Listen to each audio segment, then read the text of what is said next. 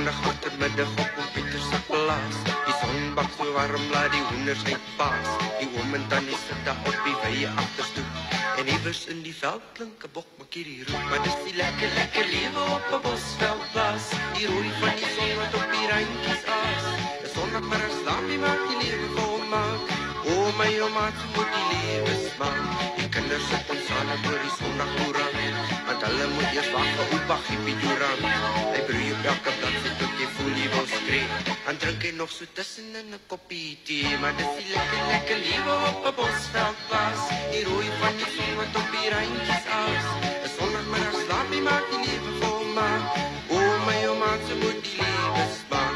Bediende staan en kyk terwyl ons korrels moet was. En sissie kyk of maas hoe waak skoene oppas.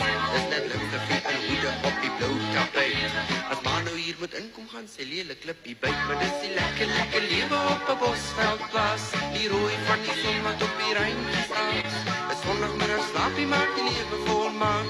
O my maat, se moet die lewe smaak. Al sluipend is klein Pieter na die ou kraalmuur. Nou jagte wag al daarop om vir meer as 'n uur.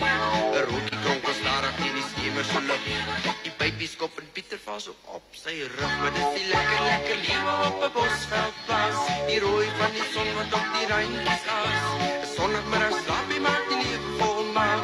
O my maat, se moet die lewe smaak. Dis die lekker, lekker lewe op 'n bosveldplaas. Die rooi van die son wat op die randjies aas. 'n Sondagmiddag slaapie maak die lewe volmaak. O my maat, se moet die lewe smaak. O my maat, se moet die lewe smaak.